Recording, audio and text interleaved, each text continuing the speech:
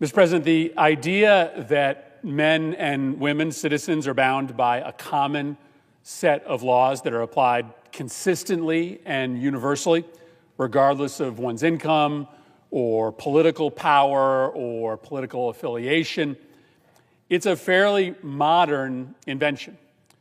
Because for thousands of years, laws were simply what rulers used to impose and maintain power, to control people. Laws were applied or crimes were invented for the ruler's critics, and laws were ignored or waved away for those in favor with the regime. Now, early Americans had watched the British kings apply laws selectively, both in Britain and in the colonies.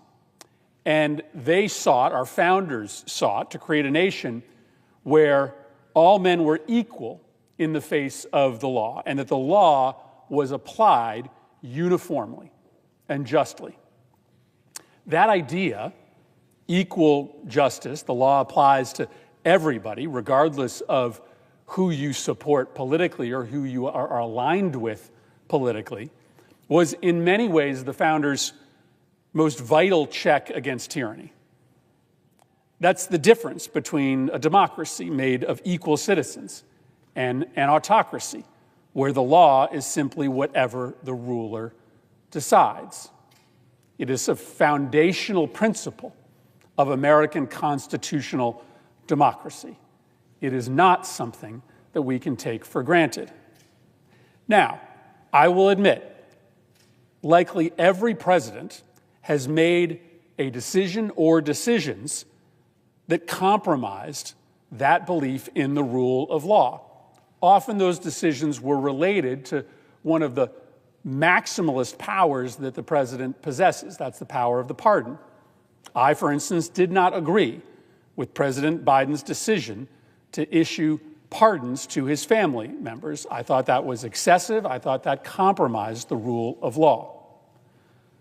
But this president's contempt for the rule of law, Donald Trump's contempt for the rule of law, is unprecedented. What we are all watching right now is Donald Trump throw away the idea that laws apply to everyone equally. And it is astonishing to watch so many of my Republican colleagues fall in line. Some of them may be on board for the destruction of the rule of law because they want the Trump family to rule forever. But many of them know that this is wrong, what is happening. And their silence is heartbreaking. Donald Trump issued a statement over the weekend. Quote, "He who saves the country does not violate any law." Now, that's a quote attributed to one of the most notorious dictators of the last half millennium, Napoleon Bonaparte.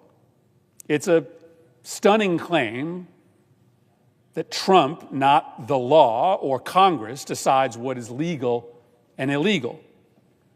And if he had said that in 2017, maybe we could just, write it off as Trump being Trump, as just bluster trolling. But this time, he is actually implementing a methodical campaign to seize control of the law and apply it differently, depending on whether you support him or oppose him. Take, for example, what happened on Friday night. Trump ordered the Department of Justice to cut a deal with the indicted mayor of New York City, Eric Adams. The deal was simple. If Adams pledged loyalty to Trump and agreed specifically to cooperate with Trump's immigration raids in the city, Trump would look the other way regarding Adams' corruption.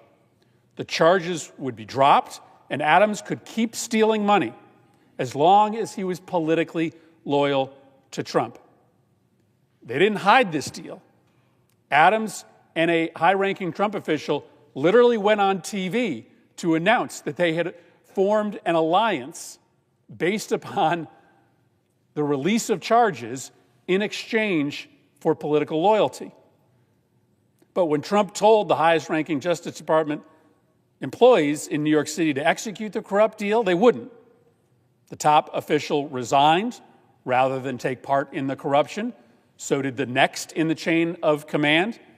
By the time that Trump found someone who would implement the deal, 7 DOJ lawyers and 4 of Adams' deputy mayors had resigned.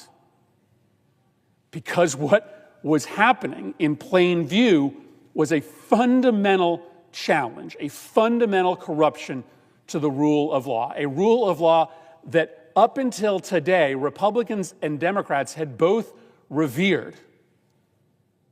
Meanwhile, other parts of Trump's team are engaging on the other side of the ledger, targeting and harassing, using the law, the president's critics. Because that's what happens in a nation without the rule of law. Law enforcement lets loyalists like Adams off the hook and is overzealous in targeting critics. Let me give you just one example of what is happening right now as we speak. Last month, Trump's new FCC chairman opened an investigation into a single radio station that had the audacity to simply file a news report about an ICE raid that was happening locally. Multiple other sources filed similar reports with similar footage, but only one investigation was opened. And you guessed it, it was against the radio station that was owned by a high-profile critic of Donald Trump, George Soros. So the game is clear, like we can see it. They're not even hiding it. There is not a rule of law anymore. There is one set of law for people or entities who are loyal to Donald Trump, and there is one set of law for people who dare criticize him. That is not democracy. And if we don't find a way, Republicans and Democrats, to come together to defend the rule of law, if we don't say that what is happening today, deals being cut with corrupt politicians in exchange for their pledges of loyalty to Donald Trump, if we can't speak with one voice about that kind of corruption, well, then our democracy is cooked. Which brings us to the pending nominee. To lead the FBI, Kash Patel. If your plan is to destroy the rule of law and turn the Department of Justice into a political weapon that rewards loyalty and punishes dissent, then Kash Patel is the perfect person to lead the FBI. And that is likely exactly why he was chosen. Listen, Kash Patel is a joke. Many of my Republican colleagues know this. He has spent the last 4 years taking the most extreme positions inside the world of MAGA in order to make money for himself. For instance, he says that he can provide proof beyond a reasonable doubt that the FBI was behind the January 6th invasion of this building. Let me say that again. The man that my Republican colleagues are about to vote to lead the FBI believes that there is irrefutable proof that the agency he is about to lead secretly organized the violent assault on the Capitol. That is bananas. My Republican colleagues know that. That is a lie. And we're about to put this guy in charge of the FBI, an agency that he claims organized a secret plot to invade the Capitol. He wrote a book called Government Gangsters, and at the end, he added an appendix entitled Enemies List, like straight out of the McCarthy era. He has a list, he wrote it down, of people he believes are enemies of America. And shocker, they're all Democrats or Republicans who dared speak out and criticize Donald Trump. You're going to put at the head of the FBI, the agency that can arrest anyone they want, put people in jail, a man who thinks that anyone who disagrees with Donald Trump politically is an enemy of the United States. Patel has further suggested that anybody who administered the 2020 election could be subject to arrest. Why? Because he believes in his heart that the election was rigged, despite the fact that Joe Biden won by 7 million votes, far, far more than Trump won by in 2024. And so anybody that helped rig the 2020 election is, in his mind, a potential criminal. This is off-the-wall stuff. But of course it is. Because while he believes this, he also knows that there's a money-making opportunity in all of it. This is his logo, K$H. He's a brand. He says all these things because he believes them, but also because it makes him a hero to the gullible conspiracy theorists inside MAGA. He uses them. He sells stuff to them, sweatshirts, T-shirts, lapel pins, K$H.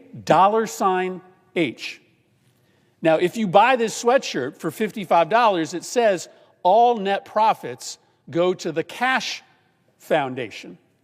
But you know what we found out, unsurprisingly, is that in 2023, by selling all these sweatshirts and merch, the K$H Foundation had $1.3 million in revenues. Now, it purports to support heroic conservative whistleblowers with legal services and other support services. You know what percentage of that $1.3 million went to actual services? Less than 15%. Kash Patel pocketed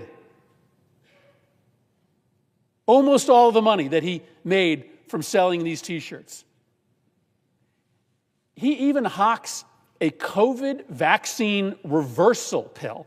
Let me say that again.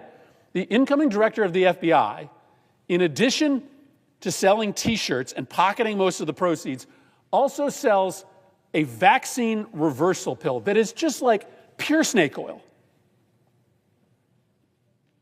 But if there are enough people loyal to Donald Trump to buy anything Trump's lieutenants sell on the internet, then fair game. To top it all off, just recently, after his confirmation hearing, we also found out that Kash Patel has been a fashion consultant to a shadowy holding company controlled, it seems, by members of the Chinese Communist Party. Like, honestly, how on earth are we going to let someone lead the world's most important, most revered law enforcement agency who is secretly in business with the Chinese Communist Party, who believes that the FBI organized the invasion of the Capitol, who runs a fake charity, who has a brand in order to make money off of his affiliation with Donald Trump? He has an enemies list. He thinks that people who helped elect Joe Biden are criminals. This is a really dangerous moment. It's a really dangerous moment. This deal that Donald Trump just cut with the mayor of New York, it's a big deal. It's a big deal. I admit that prior presidents have made decisions that compromise the rule of law, but we've never seen anything like this so brazen and out in the open. That the mayor of New York and a Trump official would go on national TV to announce that they had made an arrangement in which Mayor Adams could continue his corruption as long as he was politically loyal to Donald Trump. They did that out in the open on TV because it's a signal to everybody else out there that the law will be applied differently to you if you are loyal to the president, and that the law will be zealously applied to you, maybe in excess of the letter of the law, if you are a critic of the president. That's why they went on TV, to show the world the corruption as a signal that things are different now, that the law is not the law. The law is what President Trump decides the law is. The law loses all meaning when it becomes simply what the president, what the leader on any given day decides. This is the worst possible moment to put a person like Kash Patel in charge of the FBI. It is heartbreaking to see so many of my Republican colleagues, many of whom I admire, put loyalty to Donald Trump ahead of loyalty to this country, and more specifically, loyalty to that sacred principle, the rule of law.